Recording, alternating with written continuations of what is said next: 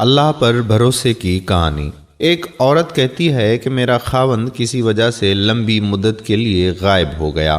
اس وقت میں ایک کم عمر بچے کی ماں تھی، جبکہ میرا ضعیف العمر باپ بھی ہمارے ساتھ ہی رہتا تھا۔ ہماری غربت اور مفلسی اپنی انتہا کو تھی اور اکثر اوقات ہمارے گھر میں کھانے کے لیے کچھ نہیں ہوتا تھا۔ اگر دوپہر کا کچھ کھا لیتے تو رات کو بھوکا سونا پڑتا۔ صبر کے ساتھ ہم ہر حال میں اللہ کا شکر ادا کرتے تھے۔ ایک رات کو تو بھوک اور افلاس نے ہمارا وہ امتحان لیا جو اس سے پہلے کبھی نہیں لیا تھا۔ میری بیٹی کو شدید بخار نے آ لیا۔ بچی کی بخار اور بھوک سے بنی حالت سے مجھے اپنی اور اپنے والد کی بھوک بھول گئی۔ ایسی بے کسی اور لاچاری تو کبھی نہیں دیکھی تھی۔ بے قراری حد سے بڑھی تو مجھے اللہ تبارک و تعالی کا یہ قول یاد آ گیا کہ بھلا کون بے قرار کی التجا قبول کرتا ہے جب وہ اس سے دعا کرتا ہے، اور کون اس کی تکلیف کو دور کرتا ہے۔ جی ہاں، ہر قسم کی تکلیف، چاہے وہ بھوک کی ہو یا بیماری کی یا غربت و افلاس اور گناہوں کی، کون ہے اس ذات پاک کے سوا جو ان سب تکلیفوں کو دور کر سکتا ہے۔ یہ سب سوچ کر میں اٹھی اور جا کر وضو کیا۔ واپس آ کر بچی کے ماتھے پر پانی سے بھیگی ہوئی پٹی رکھی اور اللہ کے حضور نماز کی ادائیگی کے لیے کھڑی ہو گئی۔ مختصر سی نماز پڑھنے کے بعد ہاتھ اٹھا کر بچی کے لیے دعا کی، اس کے ماتھے سے پٹی اتار کر دوبارہ پانی سے بھگو کر رکھی اور ایک بار پھر نماز کے لیے کھڑی ہو گئی۔ نماز کے بعد ایک بار پھر بارگاہ الہی میں دعا کے لیے ہاتھ اٹھائے، دعا سے فراغت پر پانی کی پٹی تبدیل کی اور دوبارہ نماز کے لیے کھڑی ہو گئی، اور یہ عمل میں نے کئی بار کیا۔ جب میں یہ سب کچھ بار بار دہراتی رہی تو کسی نے دروازہ کھٹکھٹایا، اس حیرت کے ساتھ کہ بھلا رات کے اس پہر کون ہو سکتا ہے۔ میرے والد نے پوچھا، کون؟ اور جواب آیا، میں ڈاکٹر ہوں۔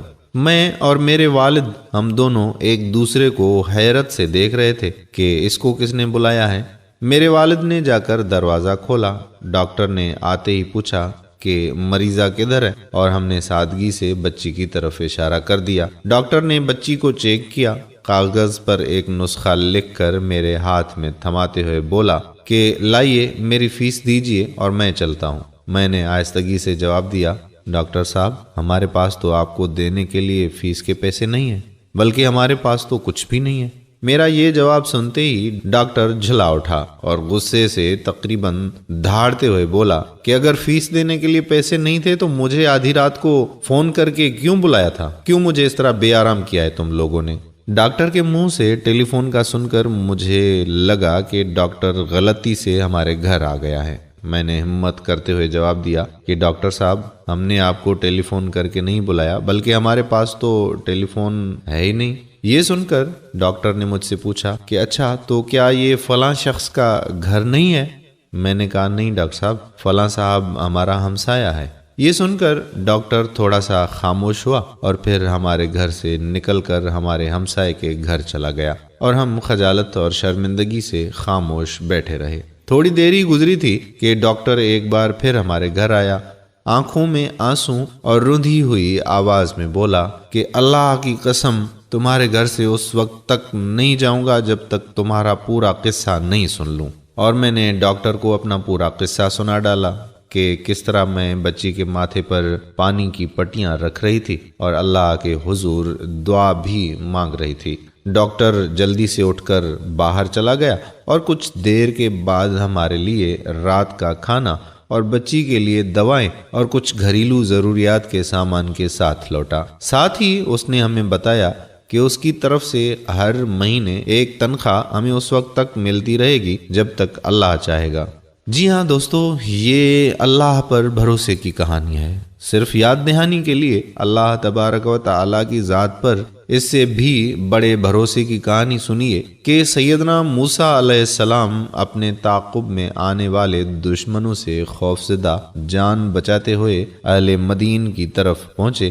کنویں پر کھڑے 2 لڑکیوں کے ریوڑ کو پانی پلا چکے تو انہوں نے کوئی معاوضہ طلب نہیں کیا، حالانکہ اس وقت وہ بھوک سے بے حال تھا۔ انہوں نے بقول قرآن مجید صرف اتنا کہا تھا کہ پروردگار میں اس کا محتاج ہوں کہ تو مجھ پر اپنی نعمت نازل فرمائے۔